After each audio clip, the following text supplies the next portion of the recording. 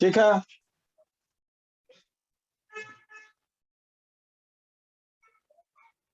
चलो स्टार्ट करते हैं। कोऑर्डिनेशन कंपाउंड्स किसे कहते हैं?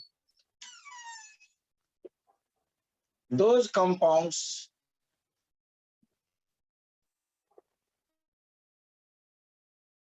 in which D block elements exist at center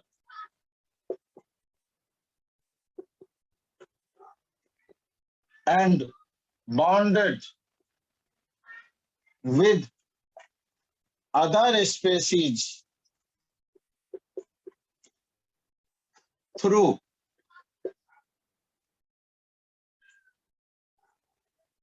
coordinate bond। समझ आया? कोऑर्डिनेशन कंपाउंड्स किसे कहते हैं? कोऑर्डिनेशन कंपाउंड्स वो है जिसमें सेंटर में डी ब्लॉक एलिमेंट्स होता है और वो बाकी स्पेसीज से कोऑर्डिनेट बॉन्ड के थ्रू बॉन्डेड होते हैं।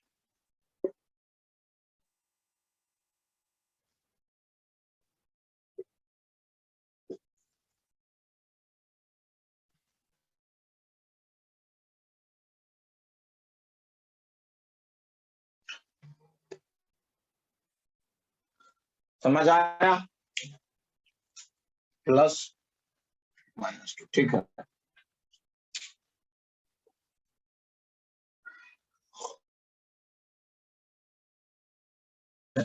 इसको हम ऐसे भी लिख सकते हैं,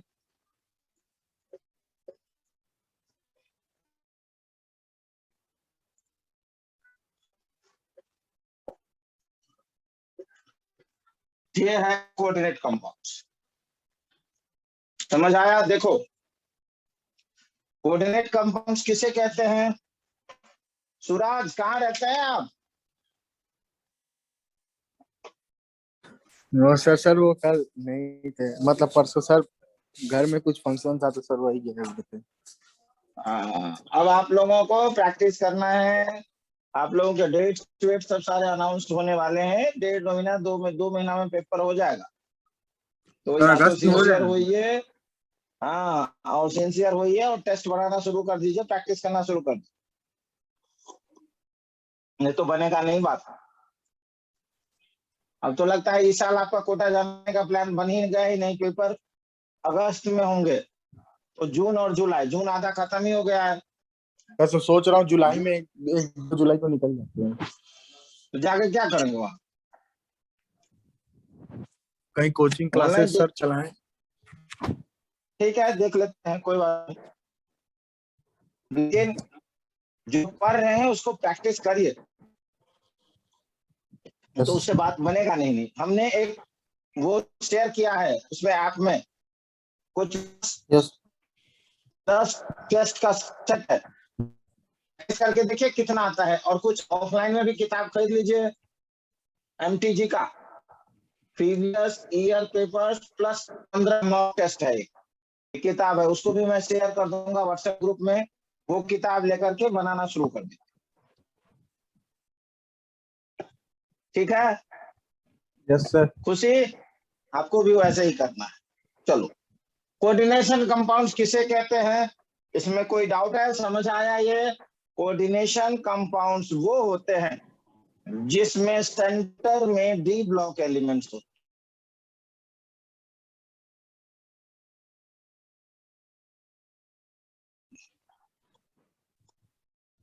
कभी कभी एस ब्लॉक वाला भी कोऑर्डिनेशन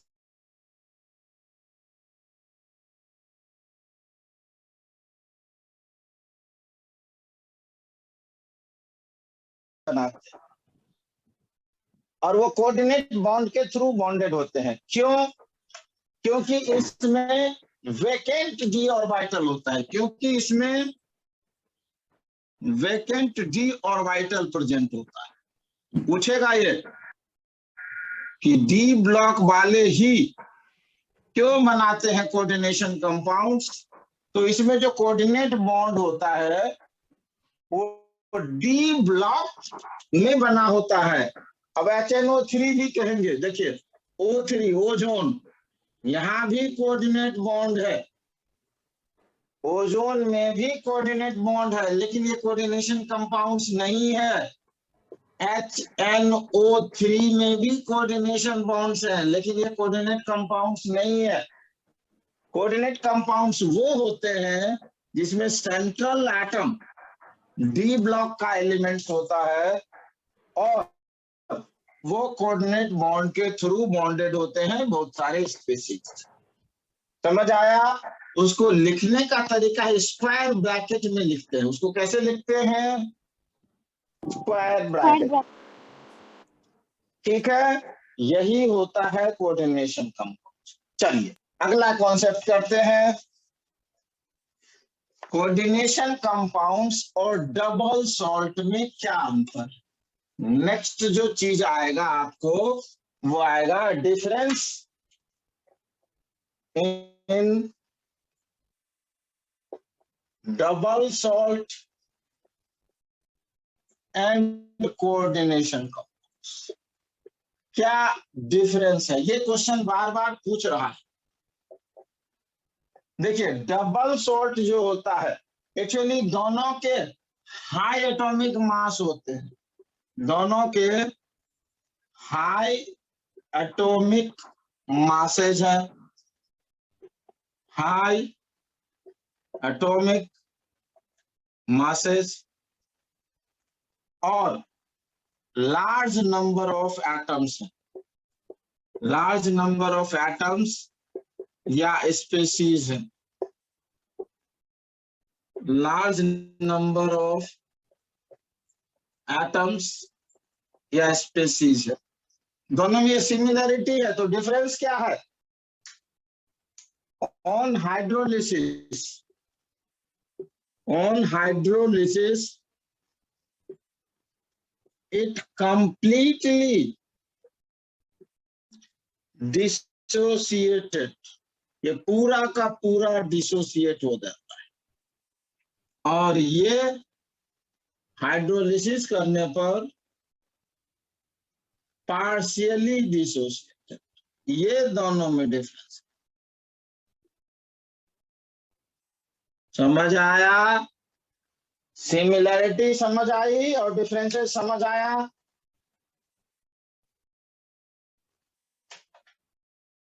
सिमिलैरिटी क्या है? हाई एटॉमिक मासेज है। सिमिलैरिटी क्या है? हाई एटॉमिक मासेज है, सॉरी मॉलिक्यूलर मासेज है। अरे एटॉमिक मत रखो यार, गलत हो जाए, मॉलिक्यूलर करो, हाई मॉलिक्यूलर मासेज, क्योंकि एक ही एटम थोड़े होता है।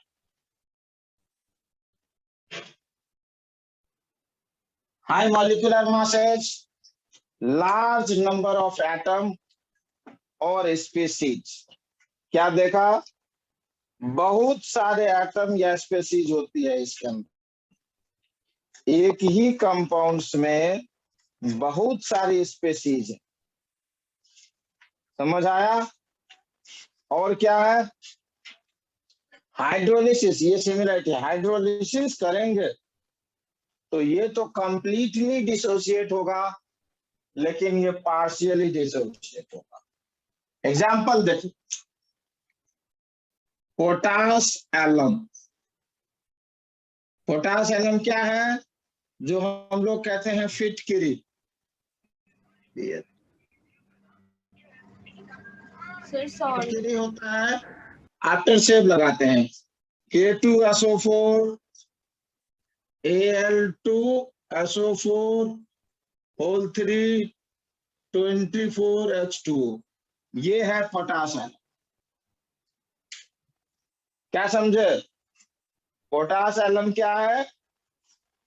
K2SO4 Al2SO4 होल 3 24H2 और CONH3 OL 4 SO4। समझे? ये है कोऑर्डिनेशन कंपाउंड, ये है डबल सॉल्ट। जब इसमें पानी डालोगे तो ये सारा छोटे छोटे टुकड़े में टूट जाएगा, बिल्कुल छोटे छोटे।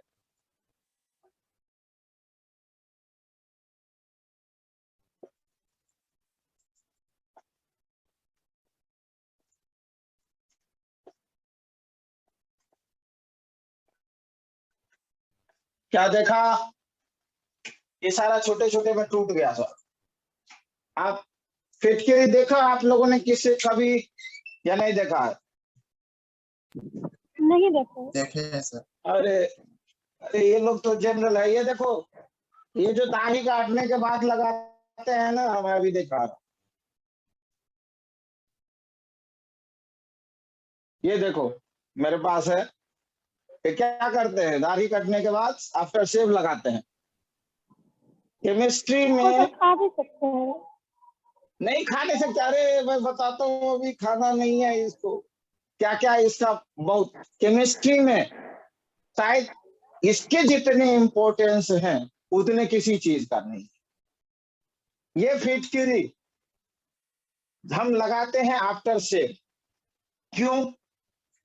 कहीं ब्लीडिंग होगी तो उस ब्लीडिंग को ब्लॉक कर देगा, ब्लीडिंग रुक जाएगी। कहीं भी बहुत कट जाएगा, और ये फिटकरी को पानी में जस्ट भिंगाइए और लगाइए, ब्लीडिंग तुरंत बंद हो जाएगी। क्यों? इसके अंदर जो ये एल्युमिनियम +3 निकला, ये कोगुलेट कर देता है ब्लड को।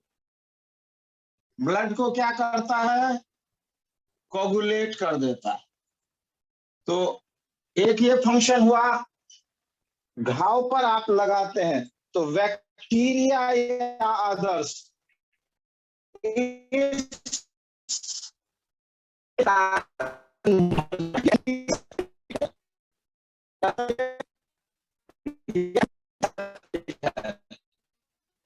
सर आपका वॉइस ब्रेक हो रहा है सर। सर आपकी आवाज नहीं ठीक से आ रही।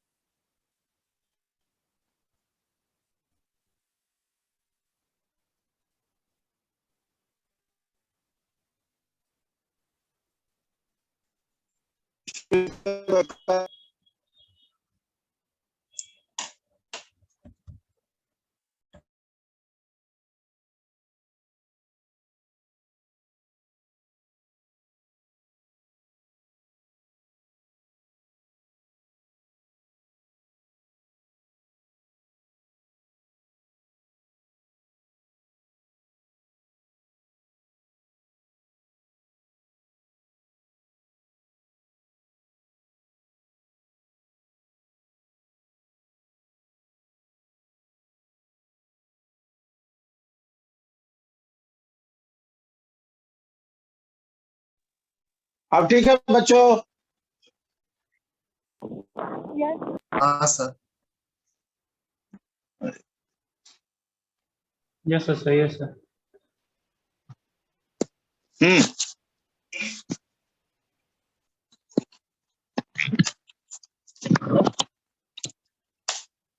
देखो इस फिटकरी के क्या क्या है, बहुत ज्यादा मेरिट्स है इसके। सबसे पहले ये एंटीसेप्टिक है, तो हम शेविंग के बाद लगा लेते हैं। जहां कहीं कट हुआ तो वहां पर बैक्टीरिया नहीं जा सकता, अंदर मर जाएगा। दूसरा, ब्लड क्लॉटिंग को रोक देगा। तो आप यदि कहीं किसी को कट जाए, खून बह जाए, तुरंत फटाफट भिंगा के रख दो पानी में। आप इसको 10 सेकंड के लिए रख दो, जितने बैक्टीरिया हैं वो सारा मर जाएगा पानी के अंदर। पानी में जितने भी सब्सटेंस है जो सस्पेंडेड है, डस्ट पार्टिकल्स कुछ भी, आप देखेंगे बहुत सारा जमा हो गया नीचे डस्ट पार्टिकल, साफ पानी में, बिल्कुल साफ पानी। ये काम करता है चेहरे पर लगाने से स्किन यदि लूज हो गया है तो झुर्रियां खत्म हो जाती है, टाइटनेस होता है, और पिंपल्स और अदर्स ये सब भी। प्लस और आपके हैं कि यदि कोई घाव है या अदर उसको करते हैं तो सारा क्लीनिंग में और उसको रिमूवल में काम करता है, और भी बहुत सारे हैं तो उसको छोड़ो। इसके सारे इफेक्ट जो है किसके डाल सकते हैं, लेकिन 5 से 10 सेकंड, 10 सेकंड से ज्यादा नहीं। बहुत ज्यादा सॉल्ट हो जाएगा तो उसका फिर रिएक्शन होने लगेगा बॉडी में। 10 सेकंड तक डालें, निकाल दीजिए, देखिए फिल्टर हो जाएगा पूरा प्योर, उसको हम कह सकते हैं बैक्टीरिया मर जाएगा, सारा मर जाएगा। तो इसका फंक्शन क्यों होता है? इस पोटेशियम के कारण, इस एल्युमिनियम के कारण, इस दो के कारण इसका फंक्शन होता है। कोई डाउट है? No sir. ठीक है, अगला हम करते हैं। तो पोटाश एलम, ये फॉर्मूला बार बार पूछता है मेडिकल में, 4-5 बार पूछ चुका है। पोटाश एलम का फॉर्मूला बताओ। K2SO4, ये डबल सॉल्ट है, इसको क्या बोलते हैं? Double salt. Double sir. Double salt क्यों?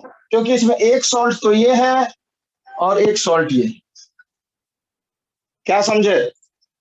2 सॉल्ट है, इसीलिए इसे डबल सॉल्ट बोलते हैं। और भी हैं बहुत सारे, ये कोई जरूरी नहीं है कि यही है। अगला मैं दिखाता हूं आपको, मोहर सॉल्ट, इसके भी फॉर्मूला पूछते हैं कभी कभी। ये पोटाश एलम था या फिटकिरी। अगला है हमारा मोहर सॉल्ट।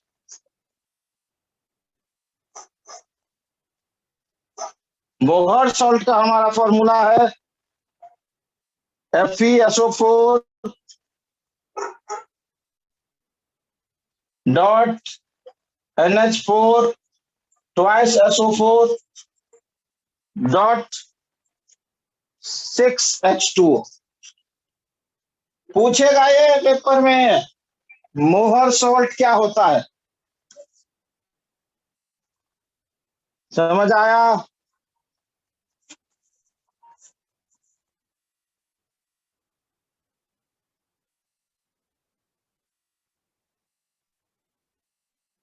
तो इसको जब हम पानी में डिसॉल्व करेंगे क्या होगा? ये टूट जाएगा। Fe+2 aqueous plus SO4 2 minus aqueous plus NH4 plus aqueous plus SO4 2 minus aqueous plus H2O aqueous। छोटे छोटे टुकड़े में टूट गया।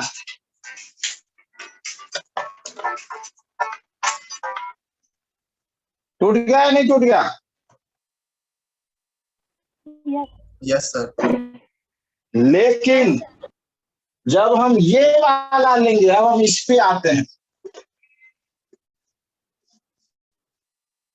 जब हम कोऑर्डिनेशन कंपाउंड लेंगे तो वो टूटेगा ही नहीं।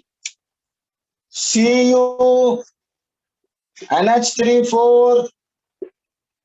SO4, इसको हम एक्वस पानी में डालेंगे, Cu NH3 plus 2 aqueous plus SO4 2 minus aqueous, इसको एक्वस है।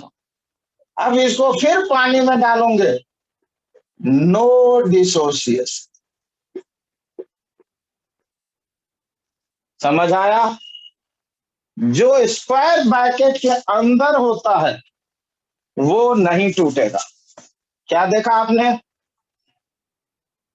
दोनों के मास ज्यादा थे, दोनों के अंदर स्पेसीज बहुत ज्यादा हैं, दोनों लार्ज मॉलिक्यूलर मास हैं, लेकिन डिसोसिएशन डबल सॉल्ट का कंप्लीट होता है, लेकिन कोऑर्डिनेशन का पार्शियली होगा। कोई डाउट किसी को? No sir. खुशी आपको आया?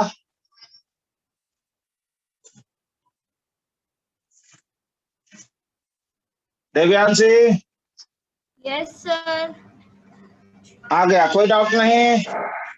सर चलिए आगे हम करते हैं,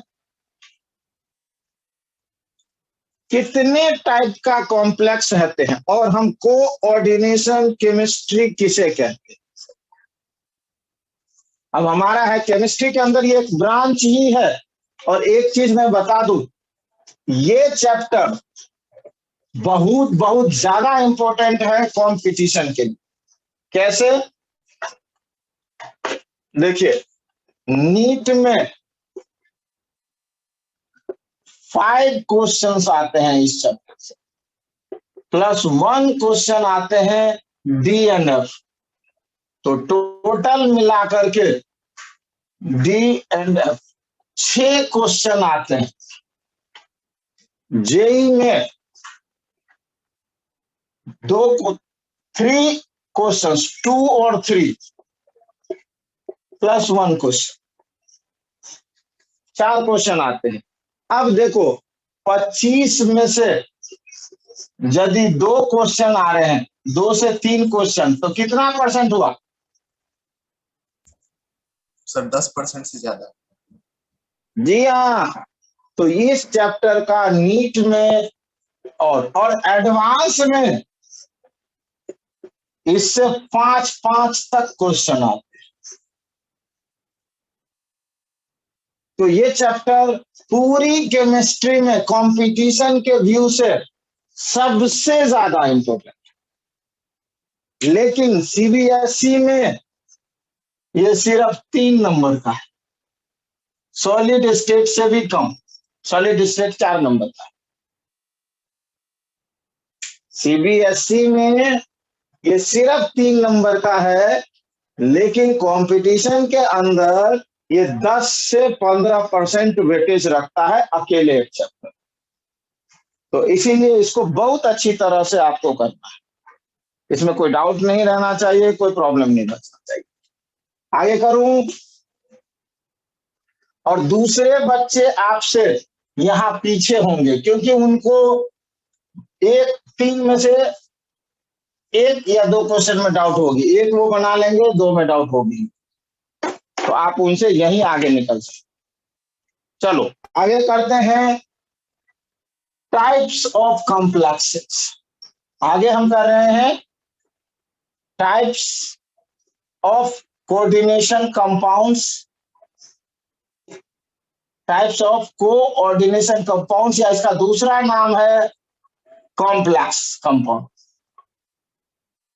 टाइप्स ऑफ कोऑर्डिनेशन कंपाउंड्स या कॉम्प्लेक्सेस। समझ आया? क्या समझे? कोऑर्डिनेशन कंपाउंड्स के कितने टाइप्स है? सबसे पहले कोऑर्डिनेशन कंपाउंड्स क्या होता है और आयंस क्या होता है, इसको समझो। Complex compounds, complex ion. Complex ion होता है, जैसे कोऑर्डिनेशन कंपाउंड्स लिया हमने, Cu NH3 4 SO4, यह है कोऑर्डिनेशन कंपाउंड्स। और जब इसको आयनाइज कर देंगे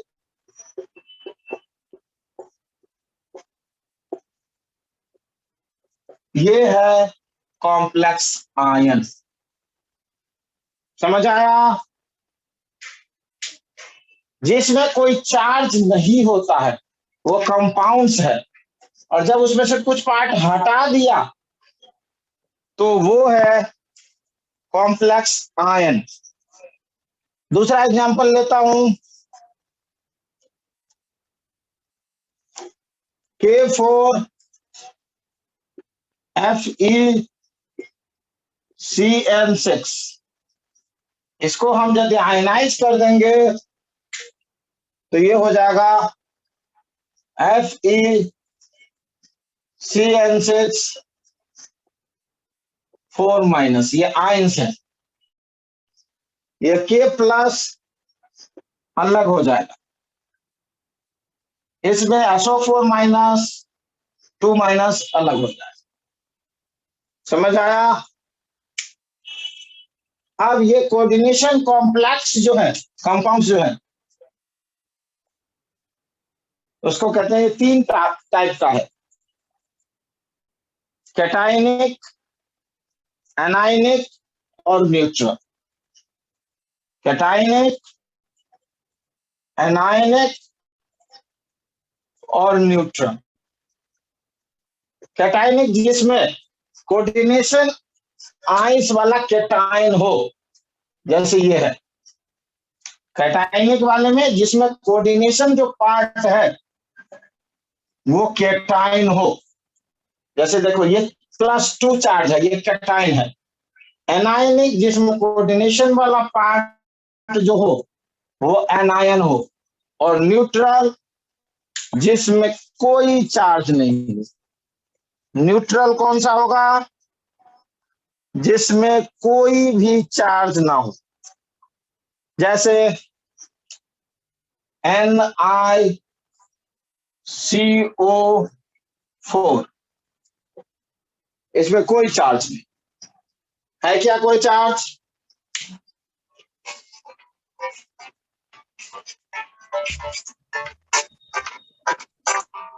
क्या है कोई चार्ज? Sir no sir. बोलो। मैं क्लास में हूँ, बताइए ना क्या हुआ?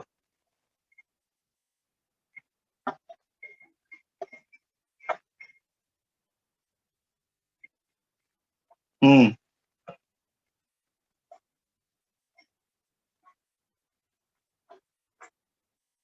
ठीक है, ठीक है, ठीक है, करते हैं। ओके। क्या इसमें किसी बच्चे को कोई डाउट है? नो बोलो। सर। कैटायनिक, एनायनिक और न्यूट्रल, जो कोऑर्डिनेशन पार्ट है उससे डिसाइड होता है। कुछ एग्जांपल देता हूं, देखिए एग्जांपल।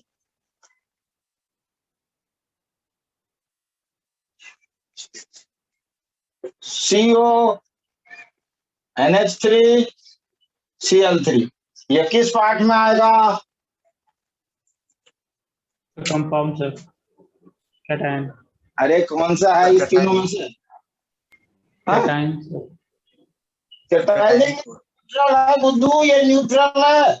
इसके बाहर कोई कंपाउंड ही नहीं है, उसपे कोई चार्ज भी नहीं है। इसके बाहर कोई स्पीशीज नहीं है और इस पर कोई चार्ज नहीं है, तो ये न्यूट्रल में आएगा। स्क्वायर के बाहर होना चाहिए। हाँ, आगे देखते हैं।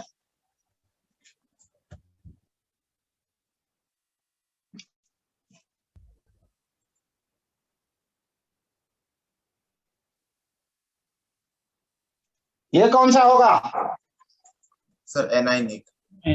Cation sir. ये एनायनिक, ये एनायनिक नहीं होगा भाई, ये कैटायनिक होगा, क्योंकि Na plus Ag Cn twice -1। जब सोडियम को अलग करोगे तो क्या चार्ज आएगा उस पे? माइनस आएगा सर। हाँ, तो एनायनिक हुआ ना।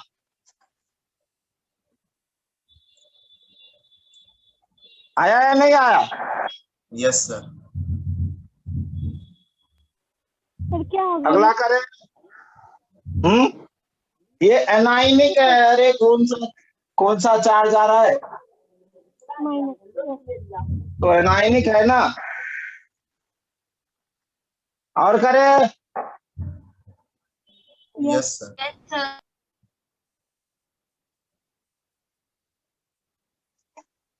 Ni NH3 6 SO4 कैसा होगा? Sir cationic. कैटायनिक। ये कैटाइनिक होगा।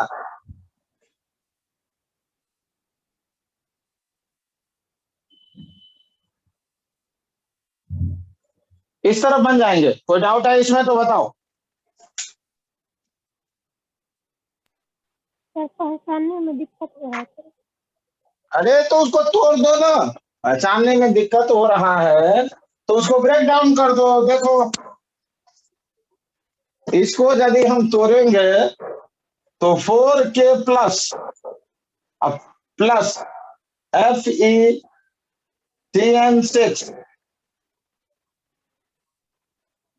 यदि यहाँ पर +1 चार्ज है और ऐसा 4 है तो यहाँ -4 होगा, बराबर हो जाएगा ना दोनों चार्ज।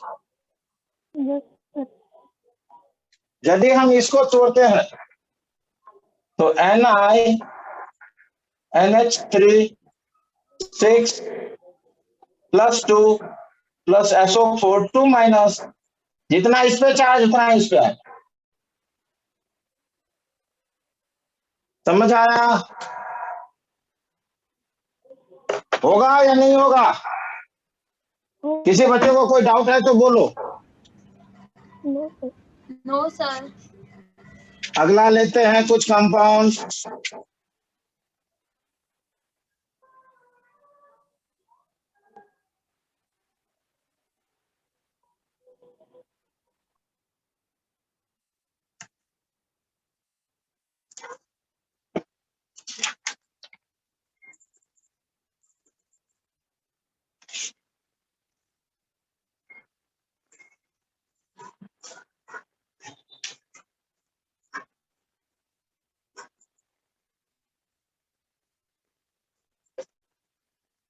क्या होगा इसका?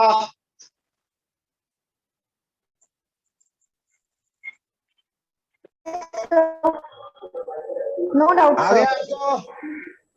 खुशी आपको? Yes sir. Yes, sir.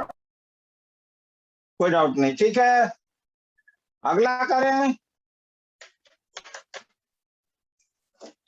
किसी को और कुछ पूछना है तो बोलो। No sir. चलो अब हम अगला टॉपिक फिर करते हैं इसमें से।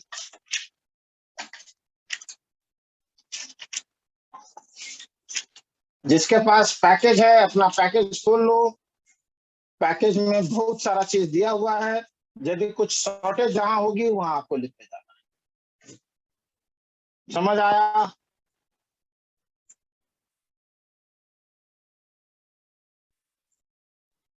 अब ग्रीन कलर, एक क्वेश्चन है, green colour of leaves is due to presence of chlorophyll, which is a complex compound. Green colour जो प्लांट के लीफ का है वो क्लोरोफिल के कारण है, और क्लोरोफिल एक कॉम्प्लेक्स कंपाउंड होता है। कौन सा मेटल उसके सेंटर में होता है?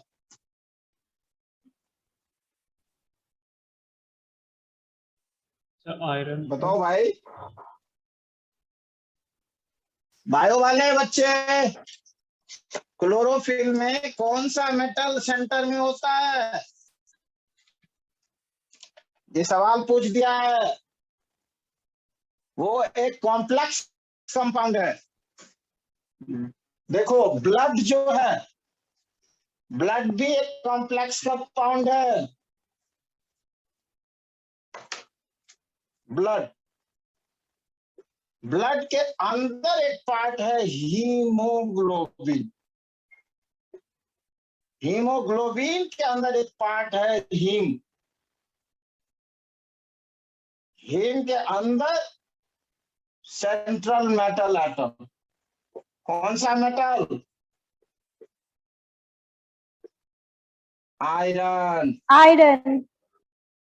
जी हाँ, ये एक कॉम्प्लेक्स कंपाउंड है।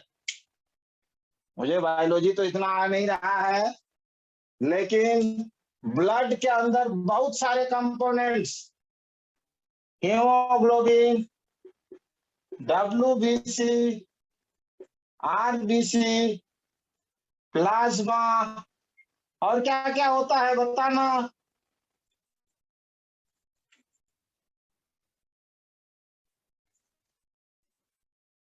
इस हीमोग्लोबिन के अंदर हीम के अंदर सेंट्रल में आयरन, ये एक कॉम्प्लेक्स कंपाउंड। इसी तरह क्लोरोफिल एक कॉम्प्लेक्स कंपाउंड है। क्लोरोफिल एक कॉम्प्लेक्स कंपाउंड है। इसके सेंटर में कौन सा मेटल होता है? अरे बायोलॉजी वाले बताओ भाई, क्या पढ़ते हो? तो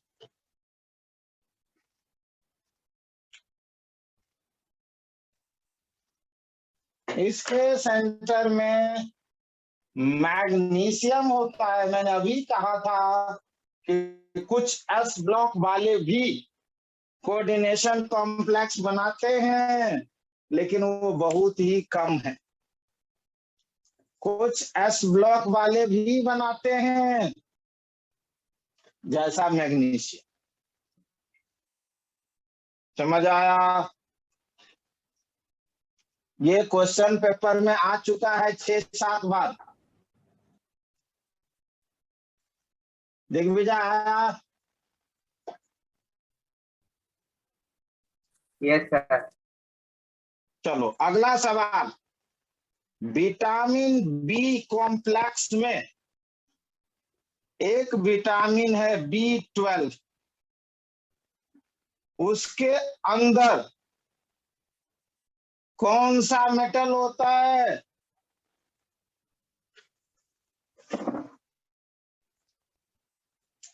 विटामिन बी कॉम्प्लेक्स, नाम ही है कॉम्प्लेक्स। कॉम्प्लेक्स मतलब मिक्सचर। उसके अंदर एक B12 होता है। B12 के अंदर कौन सा मेटल होता है? ये क्वेश्चन भी पूछा है बहुत बार। कोबाल्ट होता है, इसीलिए इसका नाम है राइबो कोबाल्ट फ्लेमिंग करके। कोबाल्ट होता है इसके, और ये बहुत ज्यादा आईएएस में हर एक कंपटीशन में पूछता है, जीएस में। जब हम पीसीएस यूपीएससी दे रहे तो उस समय हमें भी 2-3 बार ये पूछा था कि किस विटामिन में मेटल होता है, वो कोबाल्ट होता है। तो विटामिन B12 में राइबो कोबालमिन करके शायद इसका नाम है, मुझे चेक करना पड़ेगा, इसीलिए कोबाल के बाद। समझ आया? Yes sir. यदि किसी को एनीमिया हो जाता है, इसका क्या मतलब है? यदि किसी को आयरन की कमी। एनीमिया है, इसका क्या मतलब है? एक बीमारी, डिजीज। अरे बायोलॉजी वाले बताओ भाई।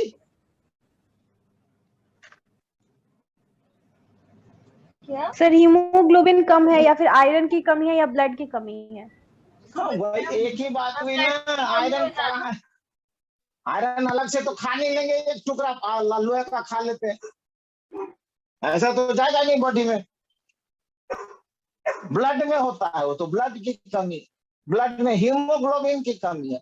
हीमोग्लोबिन काउंट करते हैं ब्लड के अंदर। कभी कभी होता है, डेंगू हो जाता है, वो क्या करता है? डेंगू में क्या होता है? हीमोग्लोबिन काउंट करते हैं ब्लड के अंदर। हीमोग्लोबिन काउंट करते हैं, कितना हीमोग्लोबिन है। हीमोग्लोबिन ही खा जाएगा वो, तो बाकी चीज छोड़ देगा। गिनती करते हैं ना, तो कितना ब्लड प्लेटलेट्स है, ब्लड प्लेटलेट्स काउंट करते हैं। किसी किसी में हीमोग्लोबिन काउंट करते हैं, कुछ बीमारी में।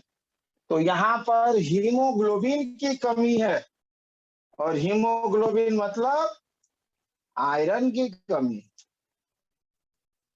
समझ आया?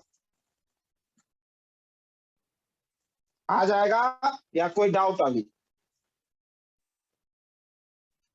3 क्वेश्चन हमने अभी बताए जो यहाँ से पूछ रहे हैं, जो कि बायोलॉजी से रिलेटेड है।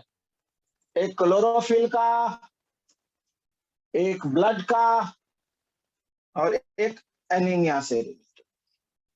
समझ आया?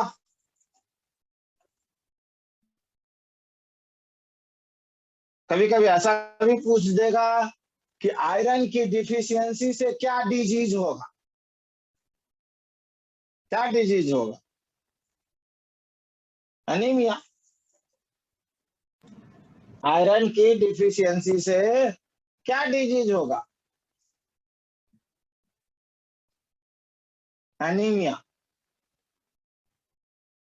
आयरन किस चीज में मिलता है? कोई एग्जांपल देना बच्चों, किस में मिलता है आयरन जो हम लोग खाते हैं उसमें? पोमीग्रेनेट। सॉल्ट में। सॉल्ट में आयरन नहीं। अरे वो जो लेते हैं, क्या कहते हैं, वो साग होता है ना, क्या कहते हैं? पालक। स्पिनच। पालक, उसमें बहुत ज्यादा आयरन मिलता है। कुछ अंडे में भी मिलता है, कुछ और में भी, पालक में लेकिन बहुत ज्यादा। चलो, इसीलिए कुछ ऐसे डिजीज हैं जिसमें कि जैसे स्टोन जिसको हो जाता है या अगर उसको होता है, कहता है पालक मत खाओ, समझे? क्योंकि वो आयरन ज्यादा होगा, वो कॉम्प्लेक्स पे दिक्कत होता है। चलो आगे करते हैं, नेक्स्ट करते हैं आप some important terms used in coordination compounds. अब कोऑर्डिनेशन कंपाउंड्स में कुछ इंपॉर्टेंट टर्म्स यूज होते हैं।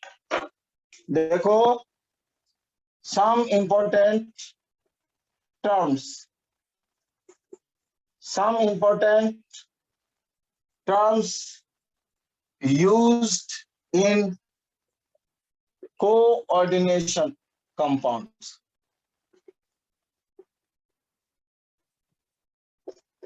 कोऑर्डिनेशन कंपाउंड्स में क्या क्या टर्म्स यूज होते हैं? सबसे पहला टर्म्स है सेंट्रल मेटल एटम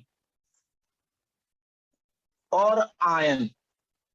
सबसे पहला टर्म है सेंट्रल मेटल एटम और आयन।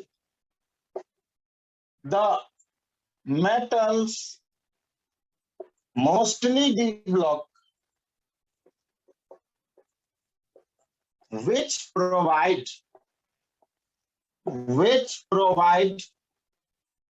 vacant d orbitals। क्या देखा?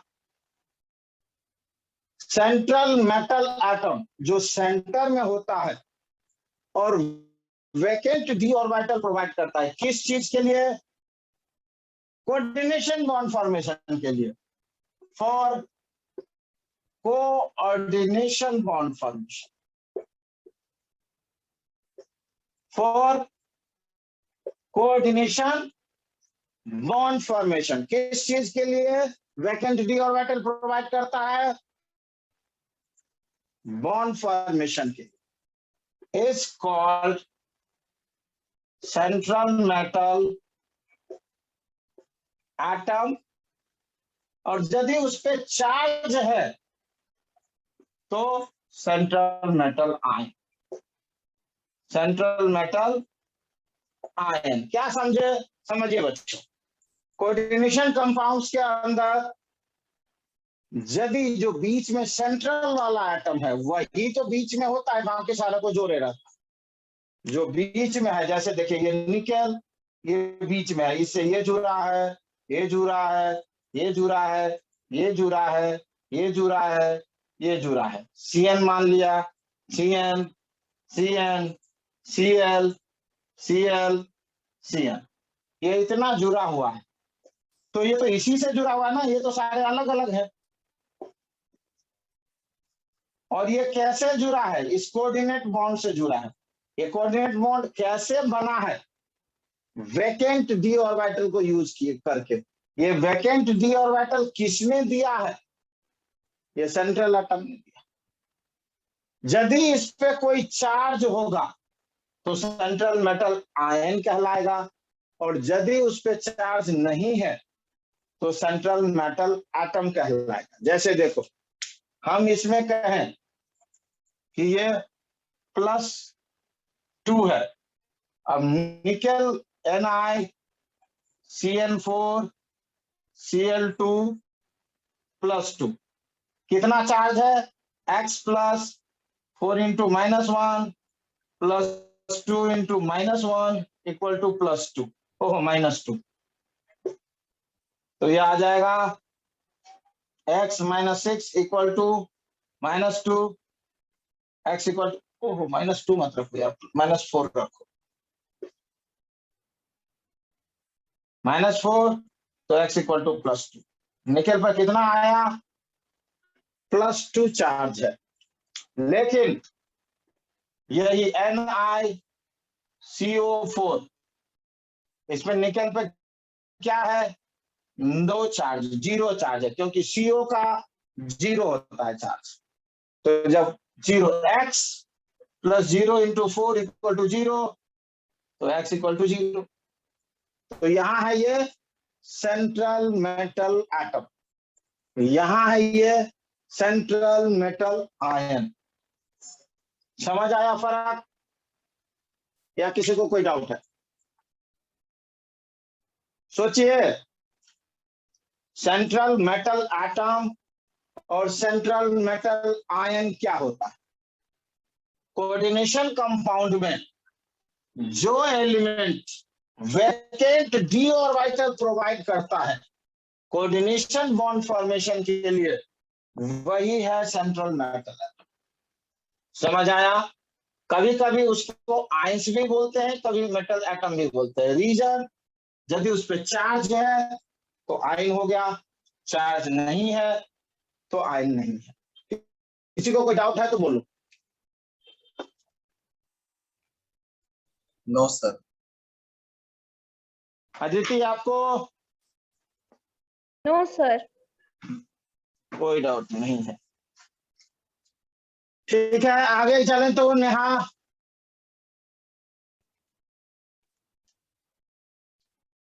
नेहा, आपको आया? Yes sir. ठीक है। देवानंद, तुम्हें? Yes, sir. ठीक है, चलो दूसरा पॉइंट है हमारा लिगेंड्स। दूसरा पॉइंट है लिगेंड्स। लिगेंड्स किसे कहते हैं?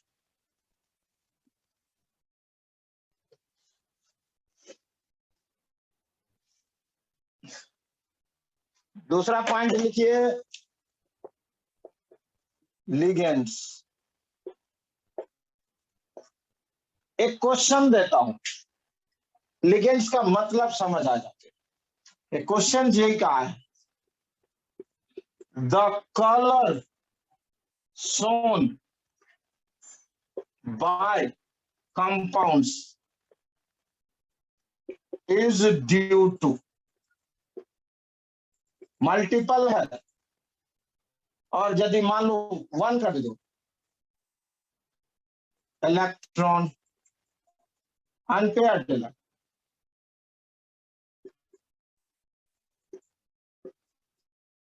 चार्ज,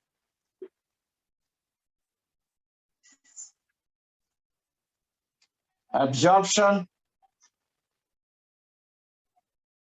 of, इसको हटाओ यार, कलर, चार्ज, कॉम्प्लीमेंट्री,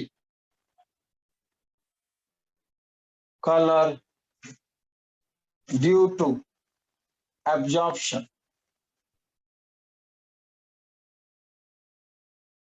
और लिगेंड्स। ये ऑप्शन देते, क्या आंसर दोगे?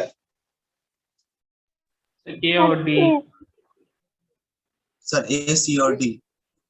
जी, इसमें चारों आंसर है, A, B, C, D, ये चारों आंसर है, लेकिन एक ही आंसर देना हो तो A. तब देंगे लिगेंड्स। यदि लिगेंड्स होगा तो बाकी सारी चीजें भूल जाओ। समझो इसका कितना इंपॉर्टेंस। यदि लिगेंड्स दिख गया किसी ऑप्शन में और कलर की बात कर रहा है तो आंख मूंद करके उसी को लगाएंगे। समझ आया कितना इंपॉर्टेंस है? Yes sir. ये सारे आंसर्स हैं लेकिन सबसे डोमिनेंट जो फैक्टर है, सबसे डोमिनेंट फैक्टर वो है लिगेंड्स। समझ आया? तो लिगेंड्स होता क्या है?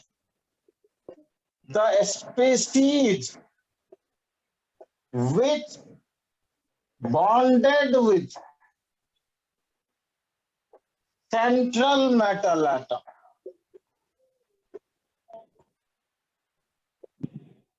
through coordination bond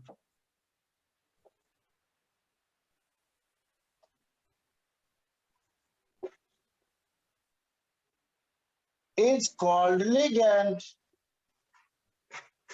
लिगेंड्स किसे कहते हैं? लिगेंड्स किसे कहते हैं? जो सेंट्रल एटम से जुड़ा होता है। जैसे देखिए NiCO, CO, TOCO।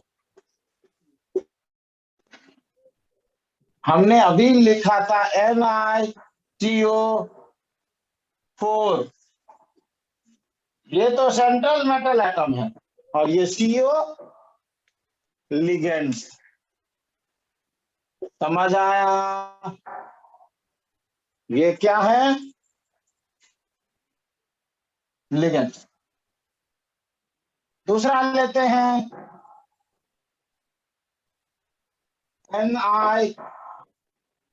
NiCN6 K4। STN क्या है?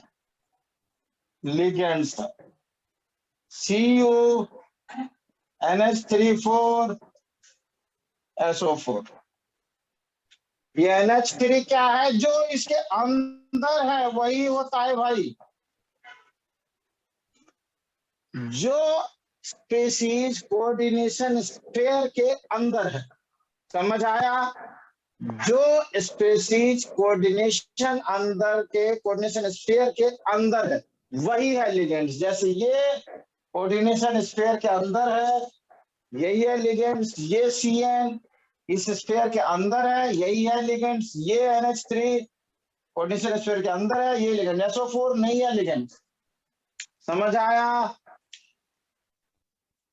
देखो ET, CN2, H2O, Cl और Br2। यहां Cn है लिगेंड्स, H2O है लिगेंड्स, Cl है लिगेंड्स, लेकिन ब्रोमीन नहीं है लिगेंड्स। समझ आया या नहीं आया? आ गया सर। लिगेंड्स क्या होते हैं? Species. जो सेंट्रल एटम से कोऑर्डिनेट बॉन्ड के थ्रू लिंकेज है। जो सेंट्रल एटम से कोऑर्डिनेट बॉन्ड्स के through linkage. Digvijay yes sir. आया? हाँ सर। किसी को कोई डाउट? आद्या? No sir. कोई डाउट नहीं? नो। चलिए ठीक है। तो अब हम करते हैं नेक्स्ट। हमारा टॉपिक है टाइप्स ऑफ लिगेंड्स। नेक्स्ट जो हमारा टॉपिक है वह हमारा टाइप्स ऑफ लिगेंड्स। लिगेंड्स कितने टाइप्स के?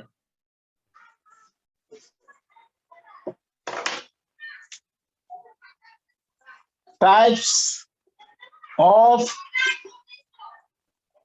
लिगेंड्स। Types of ligands. इससे पहले हमें करने पड़ेंगे denticity and chelation. Types of ligands को पढ़ने से पहले हमें पढ़ने पड़ेंगे डेंटिसिटी और चिलेशन। कौन बता सकता है? प्रेमानंद, डेंटिसिटी और चिलेशन क्या है? नहीं पता। नहीं पता। डेंटिसिटी होता है नंबर ऑफ डेटिव बॉन्ड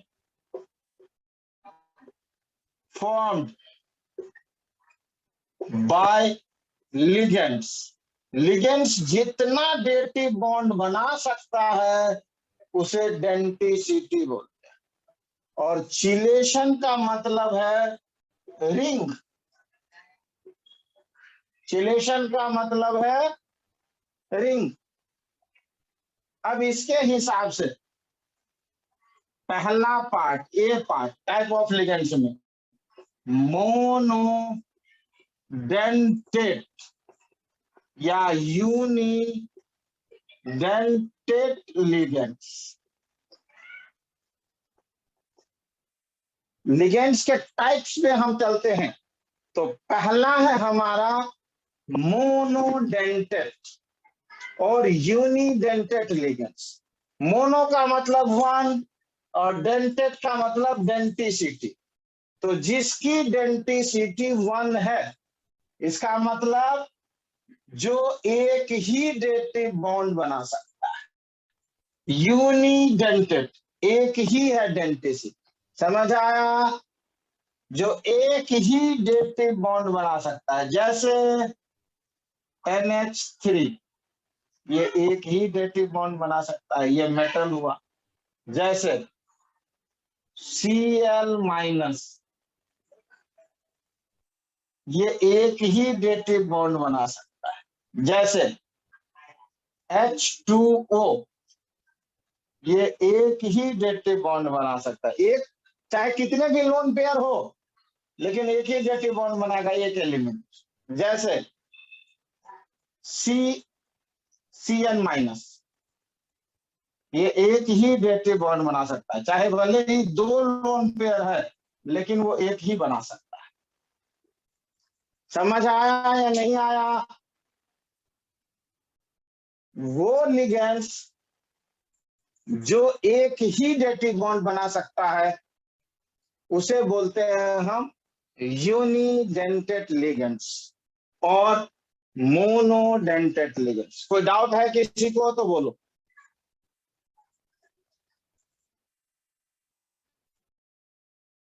जैसे हमने NH3 लिया, H2O लिया, Cl- लिया, Br- लिया, F- लिया, Cn- लिया, सो किसी को कोई डाउट है? मोनोडेंटेट लिगेंड्स या यूनिडेंटेट लिगेंड्स वो है जो एक ही बॉन्ड बना सकते हैं। कोई डाउट? एग्जाम्पल देखो, NiCN6 K4 क्या है? इसमें निकेल ने 6 डेटिव बॉन्ड बनाए। किससे? Cn से।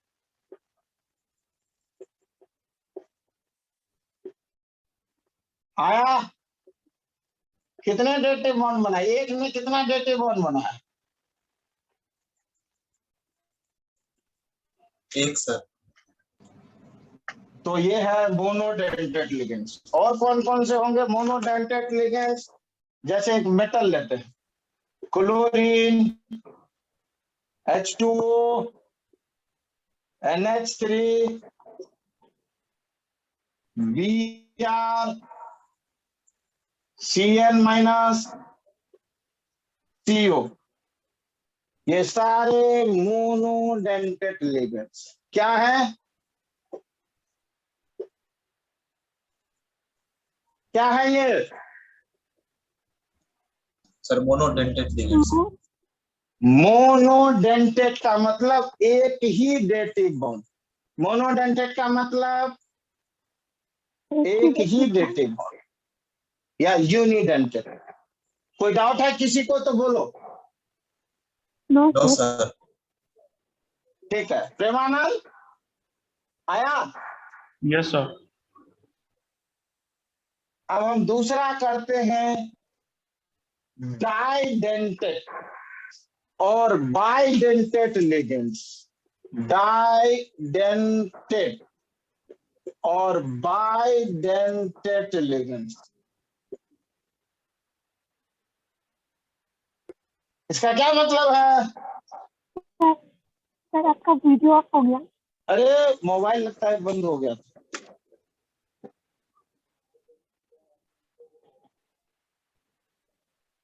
आया? Yes sir. आ रहा है ना? यस सर, थोड़ा जूम कर। जूम ही नहीं हो रहा। हाँ देखो, सर नहीं हुआ।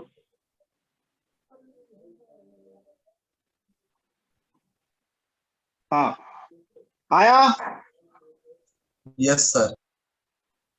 डाइडेंटेट का मतलब, डाइडेंटेट वर्ड का मतलब है दो डेंटिसिटी हो, जिसकी डेंटिसिटी कितनी है? 2 है सर। डेंटिसिटी कितनी है? 2, मतलब दो बॉन्ड्स। एग्जांपल EN, EN क्या है?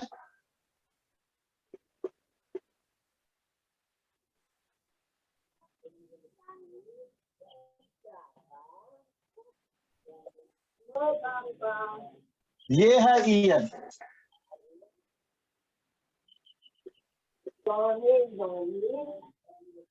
EN है इथाइलिन डाइएमीन, और इसका कॉमन आईपीसी नेम है N12 डाइएमीन। क्या कंपाउंड है ये?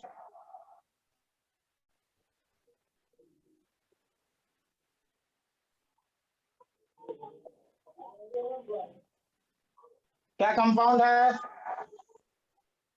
इसका नाम है N12 डाइएमीन। देखो, इथ 2 कार्बन, N12 डाइएमीन, एमीन वाले 2 ग्रुप। आया समझ? अब ये जब सेंट्रल मेटल एटम से बॉन्ड बनाएगा तो कैसा बन गया ये? रिंग। रिंग हो गया तो सर। यही है चिलेशन। क्या है ये? Kilesh. चिलेशन। और चिलेशन मेक्स स्टेबिलिटी। जहां कहीं भी बात आए स्टेबिलिटी का और चिलेशन वर्ड लिखा हो तो यही आंसर लगा। Chelation means stability. जितने ज्यादा चिलेशन उतनी ज्यादा स्टेबिलिटी। तो ये कंपाउंड्स ज्यादा स्टेबल है। डाइडेंटेट का EN शॉर्ट फॉर्म में EN लिखते हैं। दूसरा डाइडेंटेट है हमारा ऑक्जेलिक आयन OX। दूसरा डाइडेंटेट है OX। ये क्या कंपाउंड है? C2O4 2-। कैसा है ये?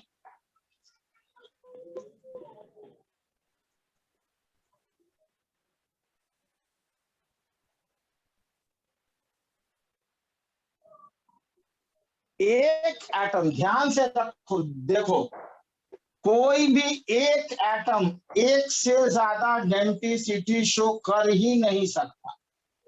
तो डाइडेंटेट बनने के लिए क्या होना पड़ेगा? बहुत सारे एटम का ग्रुप होना पड़ेगा। डाइडेंटेट होने के लिए क्या होना पड़ेगा? बहुत सारे एटम का ग्रुप होना पड़ेगा। रिंग कितने में स्टेबल होते हैं? रिंग जो है, चिलेट सर 5 जो या है, 6। जी हाँ, तो ये कितने का रिंग है? सर 5। ये दोनों 5। कितने का रिंग है? 5 का रिंग है। तो 5 या 6 का ही रिंग होगा, उससे ज्यादा नहीं होगा, क्योंकि वो स्टेबल ही नहीं होगा। समझ आया ये? डाइडेंटेड। Yes, sir. इसे बोलते हैं, क्वेश्चन पेपर में पूछेगा आपको, ऑक्जेलेट आयन में कितना चार्ज होता है। आपको पूछेगा ऑक्जेलेट आयन में कितना चार्ज है। प्रैक्टिकल में ये सवाल पूछता है। ऑक्जेलेट आयन ये है, और ये बना कैसे है? ऑक्जेलिक एसिड से। ये कैसे बना है? ऑक्जेलिक एसिड से। ये है oxalic acid, COOH COOH COOH। क्या है ये?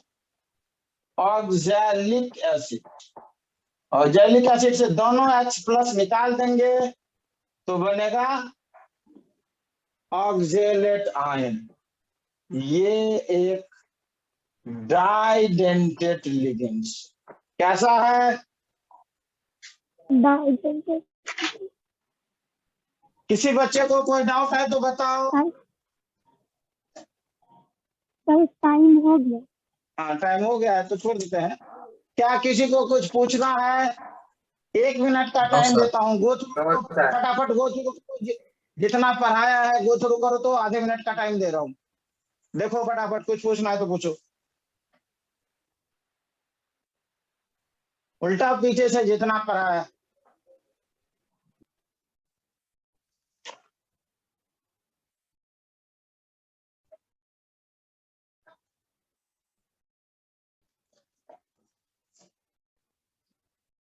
दिग्विजय, तुमको भी पूछना है। पूछता ही नहीं है सवाल। 11th में कितना सवाल पूछता था तू यार।